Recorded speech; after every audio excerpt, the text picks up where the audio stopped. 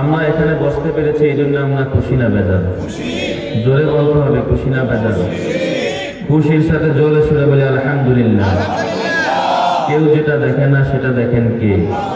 কেউ যেটা পারে না সেটা পারেন কে? কেউ যেটা জানেন না সেটা জানেন কে? পৃথিবীর সব মানুষ মিলে যদি কাউকে অসম্মানিত করতে চায় তাকে সম্মান দেওয়ার মালিক কে? আখেরি নবীর উম্মত বানিয়েছেন কে? জান্নাত আমাদের জন্য বানিয়েছেন কে? জাহান্নাম বানিয়েছেন কে? সব কিছু সৃষ্টি করেছেন কে? আমাদের মালিক কে? গোলামি করব কার? ইবাদত করব কার? হুকুম মানব কার? সব কিছুর মালিক একমাত্র। অতএব আমার যত যা কিছু আছে সব কিছু হবেও আমার রবের জন্য। কার জন্য? সব কিছু কার জন্য? জোরে আওয়াজ দিয়ে বলতে হবে কার জন্য? ইন্না সালাতি ওয়া নুসুকি ওয়া মাহইয়ায়া ওয়া মামাতি লিল্লাহ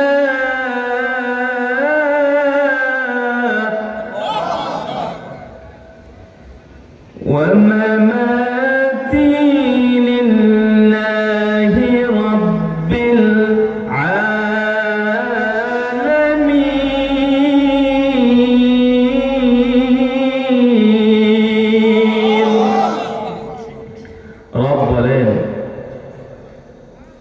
বান্দা একথা স্বীকার করে নাও, আমার নামাজ, আমার রোজা, আমার হজ, আমার যাকাত, আমার সব কিছু একমাত্র কার জন্য?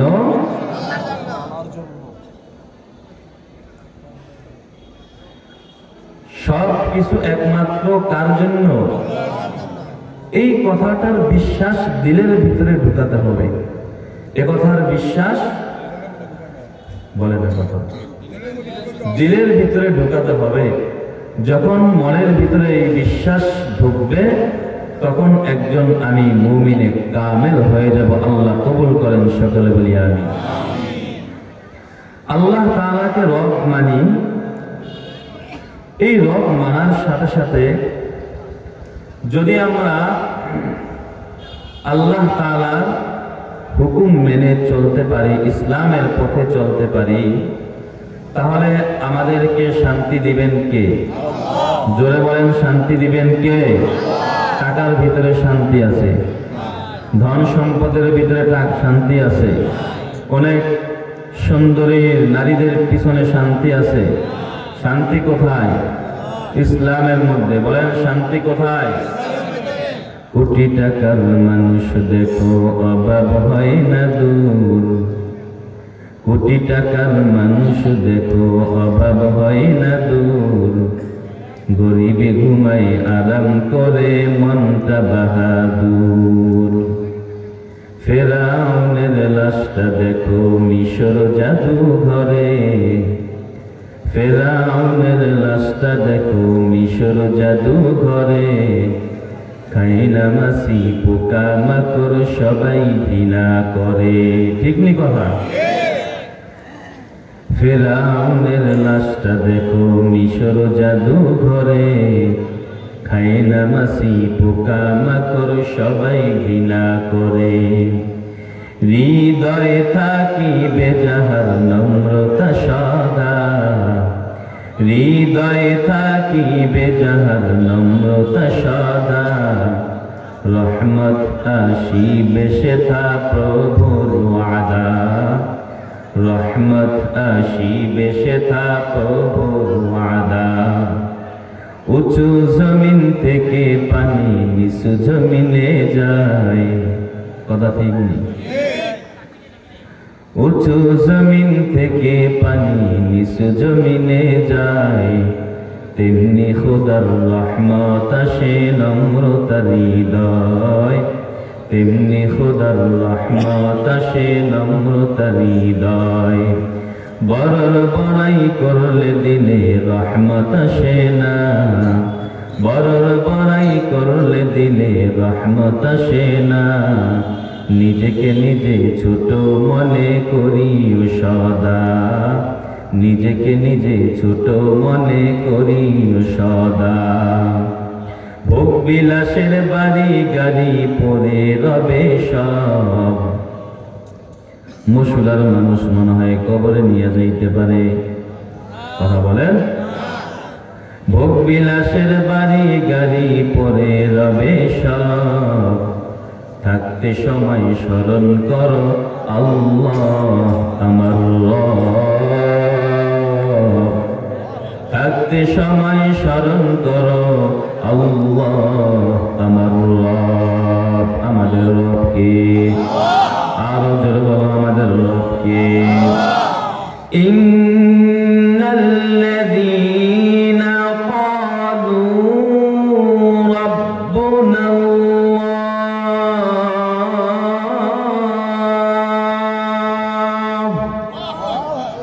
সুম্মা ইসতাকামু ফালা খাউফুন আলাইহিম ওয়ালা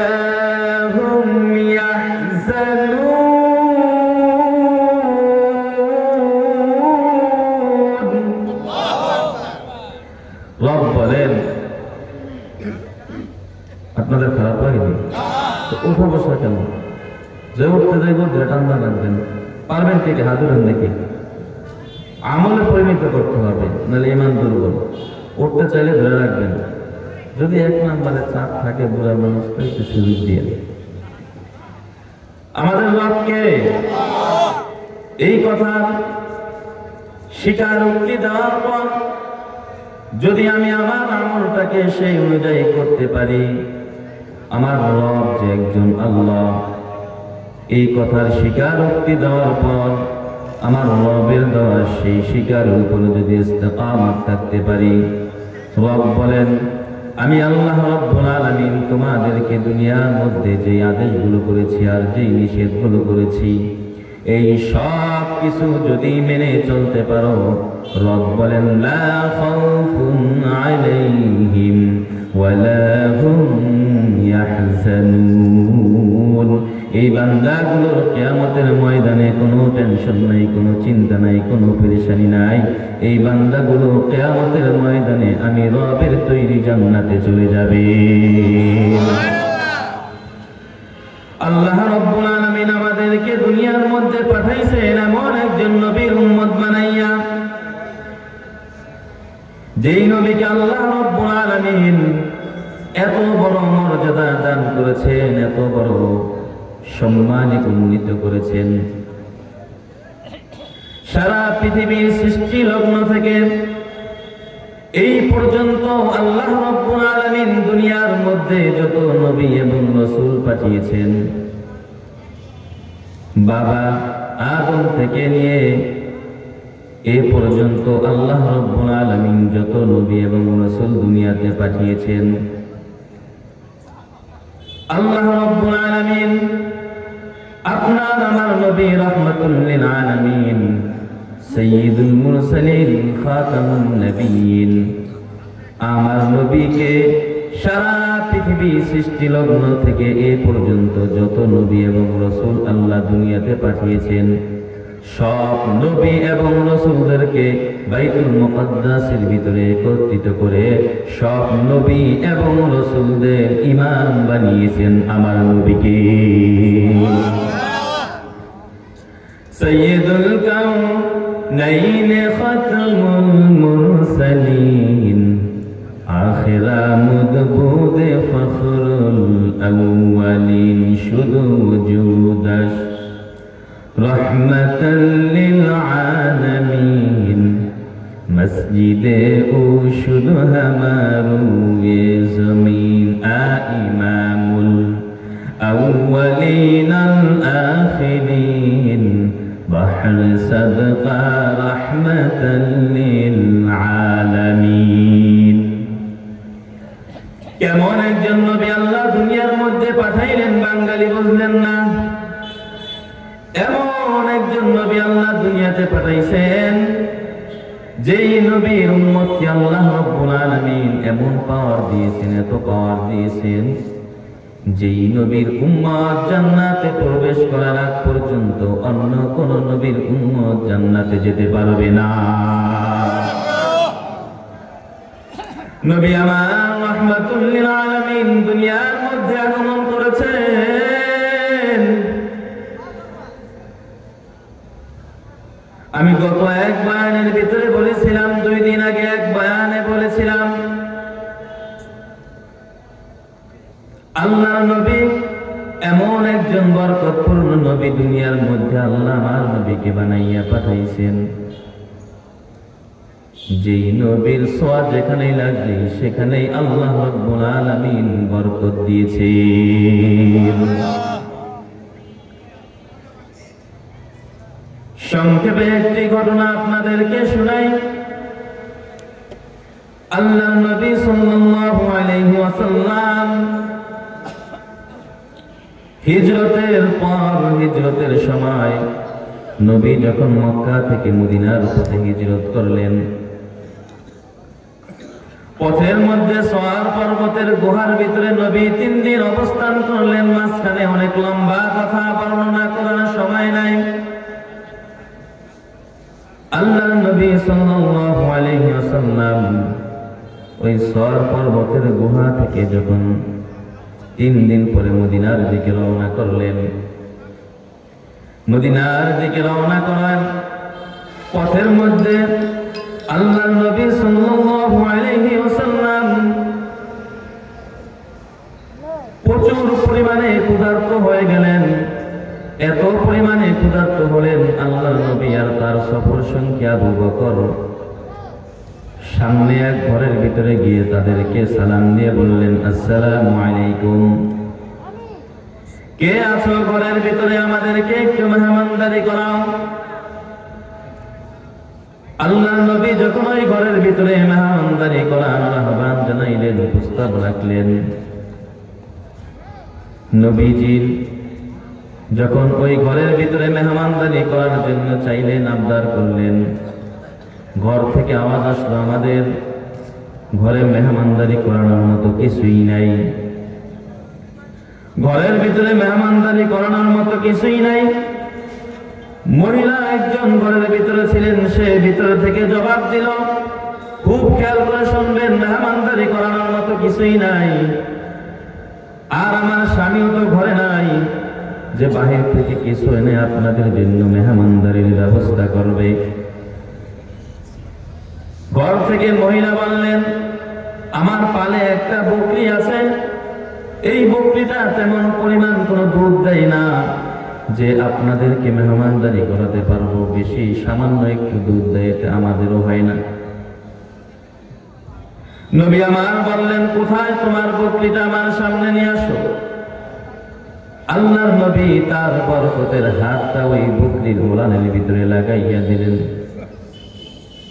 নবীর হাতের ছোঁয়া পাওয়া মাত্র ওলানটা এত পরিমাণ ভার হয়ে গেল, বকরির ওলান থেকে দুধ দহন করা হলো। নবী সহ আবু বকর সফর সঙ্গী সবাই পুরি তৃপ্তি সহকারে দুধ পান করে আবার মদিনার পথে রওনা দিলেন। ভাইরা আমার, যে কথা বুঝাইছিলাম, কেমন একজন নবী পাইছেন, তার হাতের ছোঁয়া যেখানেই লেগেছেন সেখানেই বরকতের, সেখানেই আল্লাহ তাআলা বরকতের ছোঁয়া দিয়েছেন। ওই বকরিতে এই পরিমাণ দুধ হলো, এত বেশি পরিমাণ দুধ ওই বকরিটার সেই অবস্থাতেই থাকলো। কিছুদিন পরে যখন মহিলার স্বামী ঘরে আসলেন, এসে দেখলেন বকরির ওলানটা অনেক ভারী, ডেকে বললেন, বিবি আমার, এই বকরি তো এত পরিমাণ দুধ দেওয়ার বকরি না, আমি তো জানি এই বকরি কি পরিমাণ দুধ দিতে পারে। স্ত্রী ডাক দিয়া বলে, স্বামী আমার, একজন ভদ্রলোক এসে আমাদের কাছে মেহমানদারি চাইছিলেন, মেহমানদারি করানোর মতো কিছুই ছিল না ঘরে। পরিশেষে আমাদেরকে বলল, তোমার বকরিটা সামনে নিয়ে আসো। ওই ভদ্রলোককে আমি চিনি না, দেখি নাই, কখনো নাম শুনি নাই, কিন্তু ভদ্রলোকের হাতের ছোঁয়া পাওয়া মাত্র আমাদের বকরির ওলান ভারী হয়ে গেল।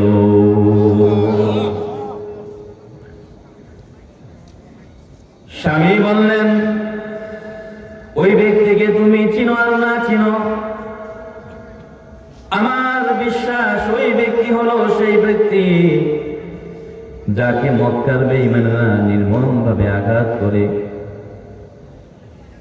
মক্কার বেঈমানেরা নির্মম ভাবে আঘাত করে যাকে দেশান্তর করে দিয়েছে, হিজরত করতে বাধ্য হয়েছেন। আমার মনে হয় তিনি আর কেউ নয়, তিনি হলেন মুহাম্মাদুর রাসূলুল্লাহ। ইতিহাসের পাতা থেকে জানা যায়,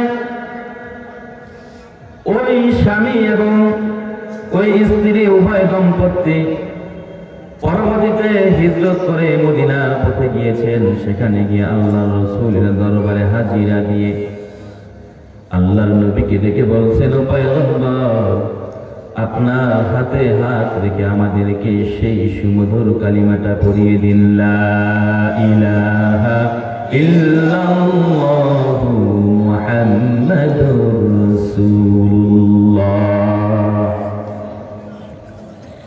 এমন একজন নবী আল্লাহ রাব্বুল আলামিন দুনিয়ার মধ্যে পাঠাইছেন, যেই নবীর কোনো তুলনা হয় না, যেই নবীর কোনো দ্বিতীয় কোনো তুলনা দুনিয়ার মধ্যে হতে পারে না। মায়ার নবী রাস্তা দিয়ে হেঁটে যান, আকাশ থেকে মেঘের খণ্ড আমার নবীকে ছায়া দেয়।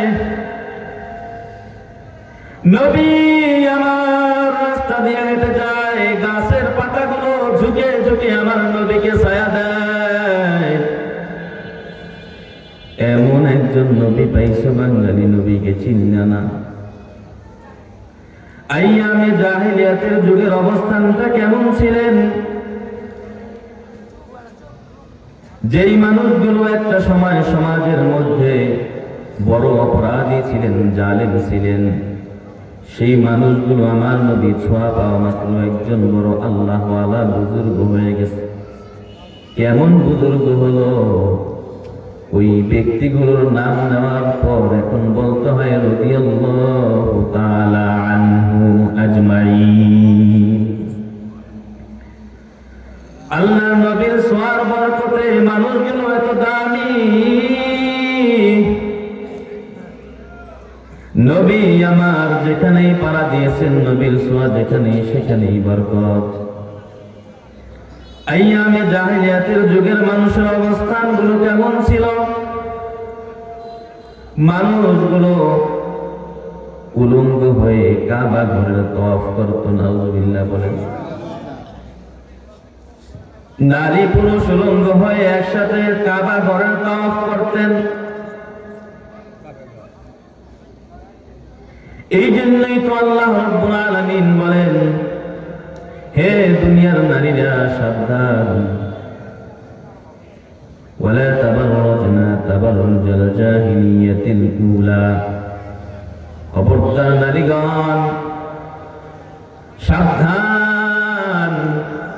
আইয়ামে জাহিলিয়াতের যুগে মানুষগুলো যেইভাবে চলাফেরা করেছে, নারীরা যেইভাবে চলাফেরা করেছে, খবরদার সাবধান, তোমরা আইয়ামে জাহিলিয়াতের যুগের মানুষদের মতো, মহিলাদের মতো শ্বাসসহ্য গ্রহণ করে রাস্তায় বের হবা না। এই বেরাম আমাকে অবশ্যই নাই, আসলে আছে। ওই যে একটা কথা মনে পড়ে গেল, বলবো নি? এক বক্তা বলছিল যে স্ত্রীর জন্য কষ্ট করে টাকা উপার্জন করে মেকআপ কিনে আনে জামাই টাকা দিয়া, আর সেগুলা চেহারা মেখে রাস্তায় বের হয়, মজা লয় ভ্যান চালক আর রিক্সাওয়ালা আর টোটাই লম্পট বদমাশ গুলো। কথা ঠিক কিনা? ঠিক তো? এখানে বলেন, ঘরে যায় তো ঠিক থাকে না। যুব সমাজ নষ্ট হচ্ছে আজকে আমাদের মতো কিছু কুলাঙ্গার অভিভাবকদের জন্য। যুবকদের দোষ দিয়ে কি লাভ? আগুনের কাছে মম নিলে মম গলবে কি গলবে না? জোরে কান। আপনার মেয়েটাকে সুন্দর করে সাজায়া গুছায়া সজ্জিত করে লিপস্টিক আশকারা মস্কারা মাইখা এরপরে রাস্তায় ছেড়ে দিচ্ছেন, তো যুবকদের সমস্যাটা কি? দোষ? যুবক তো এমনই, গুনাহ করার আগ্রহ আর স্পৃহা বিদ্যাদের চাইতে যুবকদের মধ্যে কম না বেশি? তো আপনি কেন কন্ট্রোল করলেন না বলেন? গাছে আম পাচ্ছে, কি পাচ্ছে? আম পাচ্ছে, খুব লাল টকটকা হয়ে গেছে। আম আপনি পেরে ঘরে নেন না, তো বাচ্চারা দেখলে তো ঢিল মারবে, এত সুন্দর আম। কথা ঠিক নেই? ঘরে মেয়ে প্রাপ্তা বয়স্ক হয়ে গেছে, বিয়ে দেন না, আরো ভালো লাগবে, দিনদার খোঁজেন না। কি মনে করেছেন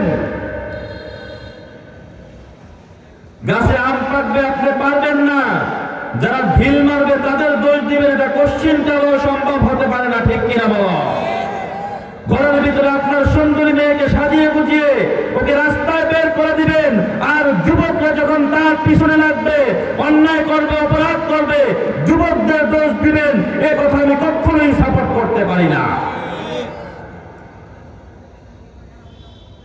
নামাজ 5 ওয়াক্ত পড়ে, রোজাও রাখে, হজও করে করছে,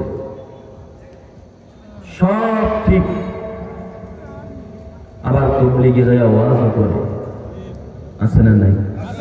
চরমনাইয়ের ময়দানে গিয়া 3 দিন বিছানা লেছে ঘুমায়, টঙ্গীর ময়দানে গিয়া বিছানা লেছে ময়দানে ঘুমায়, আবার রাত্রে তাহাজ্জুদ করে। সকালবেলা তার মেয়েটা বেপরদায় স্কুলে যাচ্ছে, কলেজে যাচ্ছে, আছে না নাই? আছে না নাই? এই সন্তান কিয়ামতের ময়দানে আপনার বুকের উপর পাড়া দিয়ে আপনাকে সহ জাহান্নামে নিয়ে যাবে। রাগ করলেন মুরব্বীরা? রাগ করে কি লাভ?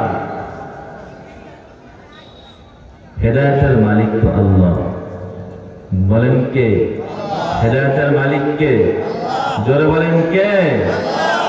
এই জন্য আল্লাহর কাছে শুধু দোয়াই করতে পারি। মাঝে মাঝে এমন নামাজি মানুষ দেখি, এত সম্পর্ক আমাদের সাথে, হাদিয়াও দেয় মাঝে মাঝে, কিন্তু সমস্যা হচ্ছে নারীটাকে বেপরদায় রাস্তায় ছেড়ে দিয়েছে, মেয়েটাকে বেপরদায় রাস্তায় ছেড়ে দিয়েছে। আবার যুবক যখন তার দিকে তাকাইয়া ইফতিজিং করে, তখন যুবকের নামে চেয়ারম্যানের কাছে, মেম্বারের কাছে নালিশ করে।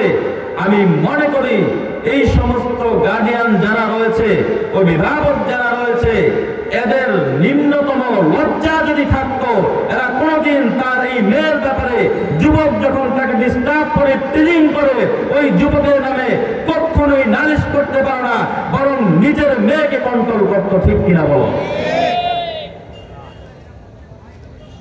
এই জন্য আমাদের সব সময় সতর্ক থাকতে হবে। আল্লাহ তৌফিক দান করে। যেখান থেকে কথা আসলো, আইয়ামে জাহেলিয়াতে নবী আসার আগে অবস্থানটা কেমন ছিল? গোটা আরবের ভিতরে মানুষ অন্ধকারে নিমজ্জিত ছিল। আমার নবীর আলোয় গোটা আরব আলোকিত করে দিয়েছেন কে? আইয়ামে জাহেলিয়াতের যুগের মানুষের অবস্থানটা কেমন ছিল? আর নবীজির দুনিয়ার মধ্যে আসার পরে দুনিয়ার অবস্থানটা কেমন ছিল? একটা ঘটনা আপনাদের বর্ণনা করি বোঝার জন্য। খুব কঠিন ভাবে খেয়াল করবেন। আল্লাহর নবীর এক সাহাবী নবীজির সাথে কথা বলতেছে, 90 জন কথোপকথন চলতেছে উভয়ের মাঝে। উভয়জন কথা বলতেছেন। আল্লাহর নবী হঠাৎ করে সাহাবীকে বললেন, ও সাহাবী, আইয়ামে জাহিলিয়াতের যুগে তো কত ধরনের কথা ছিল। একটা সময় তো এমন ছিল, ফিরআউনের জামানায় ফিরআউন দুনিয়ার মধ্যে কোন পুত্র সন্তান জন্মগ্রহণ করলে তাকেই হত্যা করে ফেলতো। নাউযুবিল্লাহ। وَإِذْ نَجَّيْنَاكُمْ مِنْ آلِ فِرْعَوْنَ يَسُومُونَكُمْ سُوءَ الْعَذَابِ يُذَبِّحُونَ أَبْنَاءَكُمْ وَيَسْتَحْيُونَ نِسَاءَكُمْ وَفِي ذَلِكُمْ بَلَاءٌ مِّن رَّبِّكُمْ عَظِيمٌ। আল্লাহ রাব্বুল আলামিন বলেন, হে দুনিয়ার মানুষ, স্মরণ করো ওই দিনের কথা যখন ফিরআউনের রাজত্ব চলতেছিল, ফিরআউনের রাজত্ব দুনিয়ার মধ্যে চলতেছিল। ওই দিনের কথা স্মরণ করো। ফিরআউন যখন দুনিয়ার মধ্যে রাজত্ব করেছিলেন, তখন ফিরআউন দুনিয়ার মধ্যে কোনো পুত্র সন্তান জন্ম হলে তাকেই জবাই করে হত্যা করতেন। নাউযুবিল্লাহ। আল্লাহ রাব্বুল আলামিন বলেন, ওই ফিরআউনকে আমি দুনিয়ার মধ্যে বাঁচতে দেই নাই। ঘটনা সবাই জানা আছে, এই জন্য আমি ঘটনা নতুন করে শুনাইতে চাই না। ফিরআউনকে আল্লাহ রাব্বুল আলামিন নীল নদের ভিতরে তার সৈন্যবাহিনী সহ সকলকে আল্লাহ রাব্বুল আলামিন নদীর ভিতরে চুবিয়ে চুবিয়ে হত্যা করেছেন, তাদেরকে ধ্বংস করেছেন। আল্লাহ রাব্বুল আলামিন এই ফিরআউনের জামানার কথাটা কেন স্মরণ করতে বললেন? আল্লাহ রাব্বুল আলামিন কোরআনের ভিতরে এই কোরআন নামক ক্যাটালগটা যাদের জন্য আল্লাহ দুনিয়ার মধ্যে পাঠাইছেন, নবী মুহাম্মাদের পর থেকে কিয়ামত পর্যন্ত যত উম্মত দুনিয়ার মধ্যে আসবে, সব উম্মতের জন্যই তো এটা, ঠিক কিনা? বলে এই কোরআন নামক কোরআনের ভিতরে আল্লাহ রাব্বুল আলামিন ফিরআউনের ঘটনার কথা স্মরণ করতে কেন বললেন? কারণ আল্লাহ রাব্বুল আলামিন আল্লাহ জানেন এই ফিরআউনের মতো আরো ফিরআউন দুনিয়ার মধ্যে আসবে। কথা কয় না? আল্লাহ রাব্বুল আলামিন ওই ফিরআউনের মতো আরো যারা ফিরআউন দুনিয়ার মধ্যে আসবে, তাদেরকে ফিরআউনের ঘটনা থেকে শিক্ষা নেওয়ার জন্য আল্লাহ রাব্বুল আলামিন কোরআনের ভিতরে ফিরআউনের ধ্বংসের কথা উল্লেখ করেছেন। ভাইরা আমার, আইয়ামে জাহিলিয়াতের যুগের কথা ছিল, কোন কন্যা সন্তান যদি জন্মগ্রহণ করে, একটু আগে যেটা বললাম, পুরুষদেরকে হত্যা করা হতো। এটা হলো ফিরআউনের জামানায়। কিন্তু আল্লাহর নবী দুনিয়াতে আসার আগে ওই মক্কার আরবদের অবস্থানটা কেমন ছিল?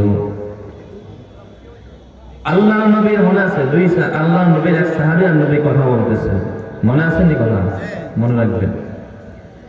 নবীজি বললেন, আইয়ামে জাহিলিয়াতের যুগে তো অনেক ধরনের ভুল কথা ছিল। তোমার এমন কোন অবিস্মরণীয় ঘটনা আছে নাকি যেটা তোমার সাথে আইয়ামে জাহিলিয়াতের যুগে ঘটেছে? খুব খেয়াল করে শুনবেন। সাহাবীকে আল্লাহ নবী যখন এই প্রশ্ন করলেন, সাহাবী বললেন, ইয়া রাসূলুল্লাহ, ইয়া হাবিবাল্লাহ, আপনার জবান থেকে আমি যখন একটা হাদিস শুনেছি, দুইয়ের অধিক কন্যা সন্তান যদি কারো আল্লাহ তাআলা দান করেন, ওই ব্যক্তির জন্য আল্লাহ তাআলা একটা জান্নাতের ফয়সালা করে দেন। আপনার জবান, পবিত্র জবান থেকে হাদিস যখন আমি শুনেছি, পবিত্র জবান থেকে হাদিস শোনার পর ওই আইয়ামে জাহিলিয়াতের কথা আমার যখন মনে পড়ে, পয়গম্বর, আমি আমার নিজেকে কন্ট্রোল করতে পারি না, আমি অঝর ধরে কান্না শুরু করে দেই। আমার শরীরের পশমগুলো দাঁড়িয়ে যায়। কতই না অন্যায় করেছি আমি। আল্লাহর নবী সাহাবীকে বললেন, ও সাহাবী, তুমি তোমার ভূমিকা বন্ধ করে আসল ঘটনা বর্ণনা করো। খুব খেয়াল করে শুনবেন মুমিন, আল্লাহর নবী দুনিয়াতে আসার আগে মানুষের অবস্থান কেমন ছিল, নবী দুনিয়াতে আসার পর অবস্থানটা কেমন হয়েছে। নবীজি বললেন, সাহাবী আমার, তোমার ঘটনা বর্ণনা করো, কি ঘটেছে। আল্লাহর নবীর সাহাবী বললেন, ও পয়গম্বর, আল্লাহ রাব্বুল আলামিন আমাকে 11টা কন্যা সন্তান দান করেছিলেন, কিন্তু আফসোসের বিষয় হলো 11 জন কন্যা সন্তান আমাকে আমার রব দিয়েছিলেন, কিন্তু আমি এই 11টা কন্যা সন্তানকে আমি জিন্দা দাফন করেছিলাম। আল্লাহর নবীর সাহাবী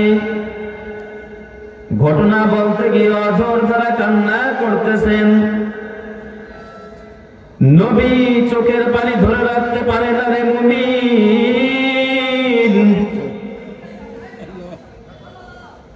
আল্লাহর নবীর সাহাবীকে এবার নবীজি প্রশ্ন করলেন, সাহাবী আমার, 11টা কন্যা সন্তান তুমি একে একে জিন্দা দাফন করেছো, তোমার কি একটু মায়া লাগে নাই, মুহাব্বত পয়দা হয় নাই? সাহাবী বললেন, ইয়া রাসূলুল্লাহ, ইয়া হাবিবাল্লাহ, 11 জন কন্যা সন্তান আমি জিন্দা দাফন করেছি, আমার দিলের ভিতরে একটু দয়া হয় নাই, মায়াও হয় নাই, কিন্তু 11 নাম্বার সন্তানটা আমি, তার সাথে আমার যে ঘটনা ঘটেছে আমি সহ্য করতে পারি না। নবী আমার ডাক দিয়া বলেন, সাহাবী,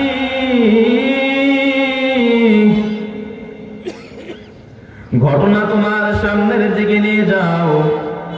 আল্লাহর নবীর সাহাবী ডেকে বললেন, ও পয়গম্বর, 11 নাম্বার কন্যা সন্তানটা আমাকে আল্লাহ যখন দিয়েছেন,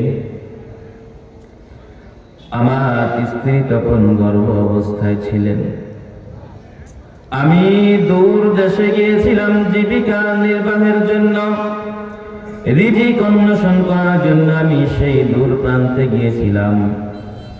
দীর্ঘ 2 থেকে 3 বছর কিংবা আরো বেশিও হতে পারে। 2-4 বছর পর যখন আমি দেশে ফিরলাম, ফিরার পর আমি আমার ঘরের ভিতরে যখন ঢুকলাম, তাকাইয়া দেখলাম আমার ঘরের ভিতরে ফুটফুটে দেখতে অনেক সুন্দর একটা কন্যা সন্তান। সন্তানের দিকে তাকাইয়া আমি রাগান্বিত হয়ে গেলাম। আমার স্ত্রী চিন্তা করলেন, যদি আমি বলি এটা আমার সন্তান, তাহলে তো এই সন্তানটাকেও জিন্দা দাফন করে ফেলবে। যদি আমি বলি আমার সন্তান, তাহলে তো সন্তানটাকে জিন্দা দাফন করে ফেলবে।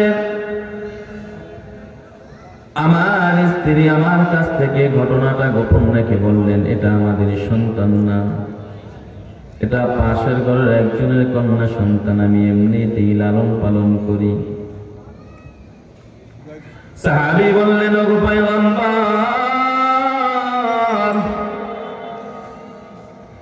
এই সন্তানটাকে আমি এত মুহাব্বত করতাম, এত ভালোবাসতাম, সন্তানটা আমাকে এত ভালোবাসত আর আমাকে করুণ সুরে আব্বু আব্বু বলে ডাক দিত।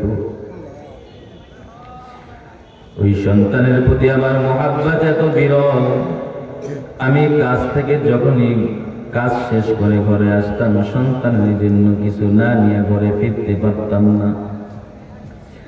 আমি বাবা যখন, আমি তখনও জানি না এটা আমার সন্তান। সন্তানটা দেখতে যেহেতু সুন্দর,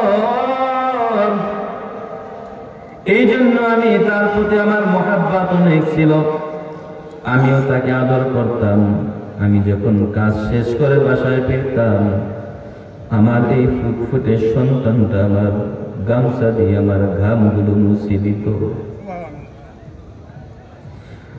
ওগো আল্লাহর নবী, দীর্ঘ কয়েক মাস যাওয়ার পর আমার স্ত্রী যখন দেখলেন ওই মেয়েটার মধ্যে আর আমার মধ্যে অত্যন্ত মহাব্বত সৃষ্টি হয়ে গেছে, মেয়েটাকে আমি অনেক ভালোবাসি, মেয়েটাও আমাকে অনেক ভালোবাসে আর আমাকে আব্বু আব্বু বলে ডাক দেয়। ওগো আল্লাহর নবী, আমার স্ত্রী এবার চিন্তা করলেন এই সন্তানটার কথা আমি এবার আর গোপন রাখবো না, যেহেতু বাবা এবং মেয়ে উভয়ের মাঝে মহাব্বত সৃষ্টি হয়ে গেছে, একজন আরেকজনকে না দেখলে থাকতে পারে না। মনে হয় এখন আর আমার স্বামী, যদি আমার স্বামীর কাছে আমি ঘটনাটা খুলে বলি তাহলে হয়তো আমার স্বামী এখন আর ওই 10টা সন্তানের মতো ওকে জিন্দা দাফন করবে না। নবী আমার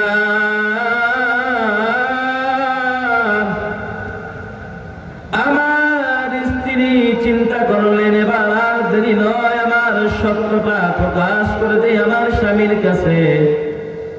আমার স্ত্রী এবার আমার কাছে বললেন, স্বামী আমার,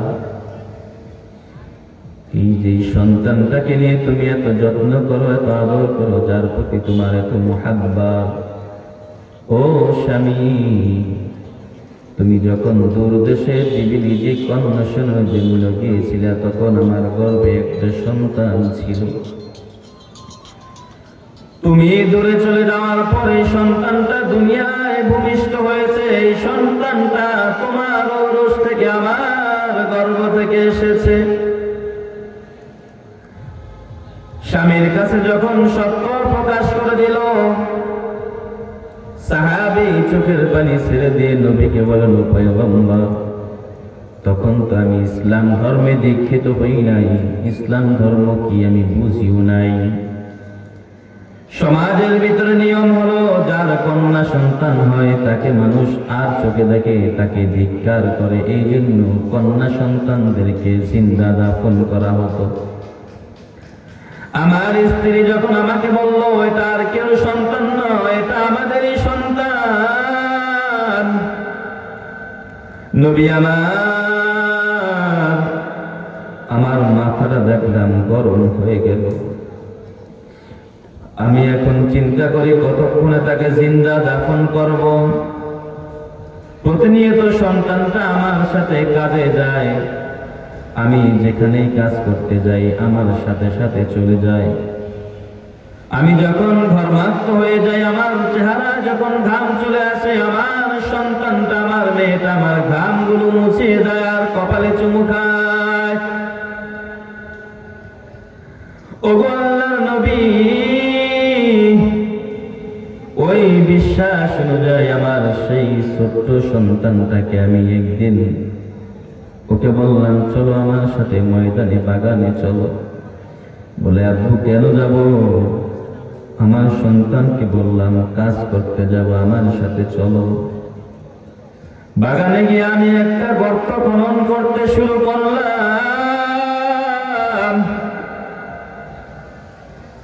আমি কোদাল কাঁধে নিয়ে হাঁটতেছি, আমি গর্তের কাজ শুরু করলাম। যখন আমি গর্ত করতেছি, আমি যখনই ঘেমে যাই, আমার সন্তানটা আমার ঘামগুলো মুছে দেয়, আব্বু করে ডাক দেয়। ডাক দিয়ে বলে, আব্বু তোমার অনেক কষ্ট হয় আমি জানি, তোমার কোদালটা আমার কাছে দাও, আমি গর্তটা করে দেই। আমার সন্তানটা তখন জানতো না আমি কেন গর্ত করতেছি। আল্লাহর নবী,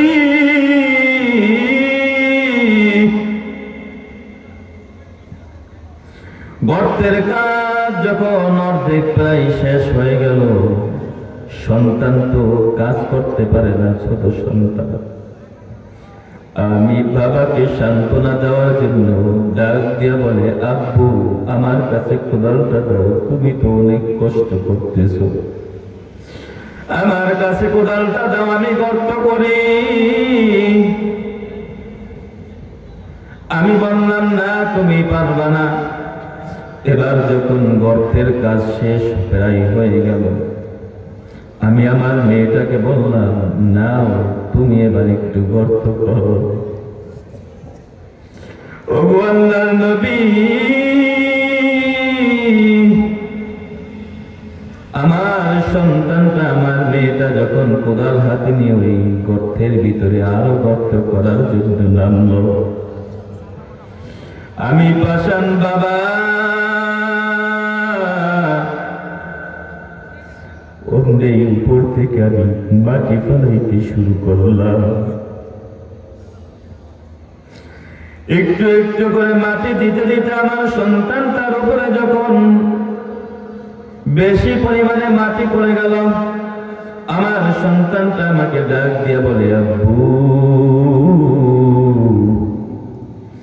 এই মাটির ভার আমি সহ্য করতে পারি না, আমার কষ্ট হয়। কে শুনে কার কথা? আমি মাটি ফালাইতেই থাকলাম।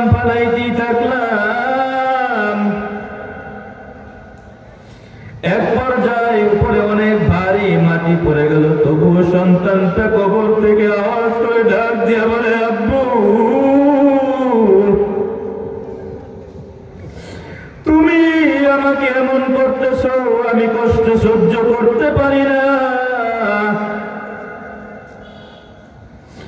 তুমি আমার উপর কেন মাটি ফেলাইতেছো? আমি তো সহ্য করতে পারি না। আল্লাহর নবী কয়, তোমার কি তখন দিলে একটু রহম হয় নাই? সাহাবী বলেন, পয়গম্বর, সমাজের ধিক্কার আর অনিষ্টতা থেকে বাঁচার জন্য আমার দিলের ভিতরে তখন বিন্দু পরিমাণ রহম আসে নাই।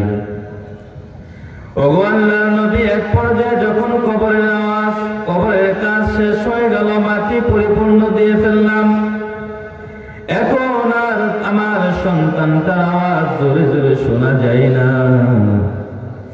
এখন মনে হয় যেন আমার সন্তানটা ওই দূর থেকে আমাকে আব্বু আব্বু বলে ডাকতেছে। কিছুক্ষণ পরে দেখি আমার মেয়েটা আওয়াজ দেয় না।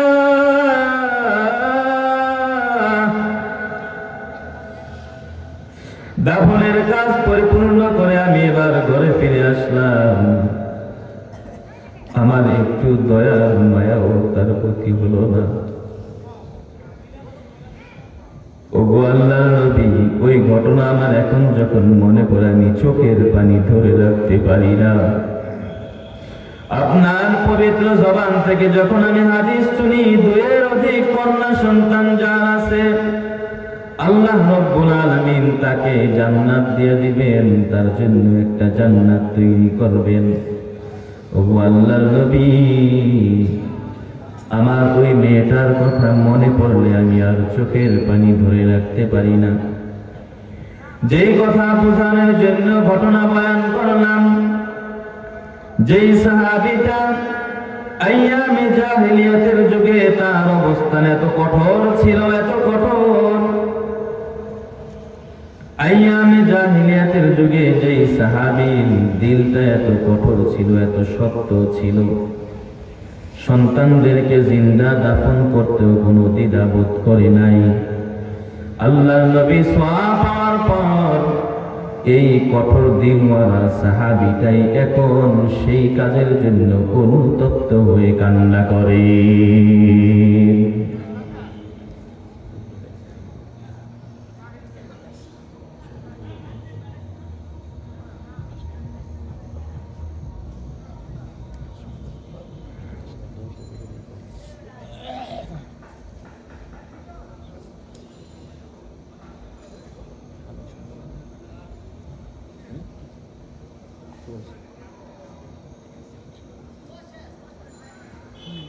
আল্লাহু আকবার। হুজুর আয়েশা পড়ছে, অল্প সময়ের ভিতরে জিকির হবে, জিকিরের মধ্যেই হুজুর চলে আসবে ইনশাআল্লাহ।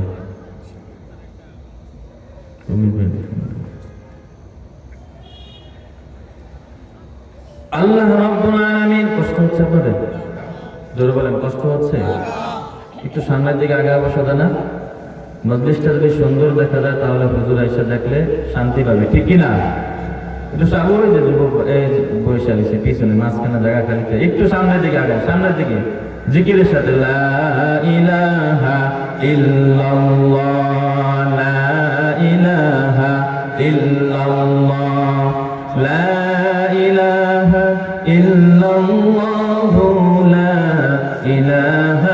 ইল্লাল্লাহ লা ইলাহা ইল্লাল্লাহু মুহাম্মাদুর রাসূলুল্লাহ। আল্লাহ নবী বিশ্ব নবী মুহাম্মদুর রাসূলুল্লাহ সাল্লাল্লাহু আলাইহি ওয়াসাল্লামের পাওয়ারে আল্লাহ রাব্বুল আলামিন উম্মতে মুহাম্মাদীকে এত ফজিলতপূর্ণ দান করেছেন, এত ফজিলত দান করেছেন। কয়েকটি হাদিসের সমন্বয়ে একটা ভূমিকা, কয়েকটি হাদিসের সমন্বয়ে কিছু কথা আপনাদেরকে শোনাই। আল্লাহর নবীর এই উম্মতের উপর নবী আল্লাহ তাআলা কেমন ফজিলত দান করেছেন। আল্লাহর নবীর এই উম্মত যদি একটা নেক আমল করে, আল্লাহ রাব্বুল আলামিন তার আমলনামায় 10টা নেকি লিখিয়ে দেন। সেই হিসাবে যদি আমরা হিসাব করতে যাই, আল্লাহর জন্য যদি 1 টাকা দান করেন, আল্লাহ রাব্বুল আলামিন তার 10 টাকার সওয়াব দান করে দিবেন। ঠিক কিনা জোরে বলেন? তাহলে আমি বোঝানোর জন্য বলি,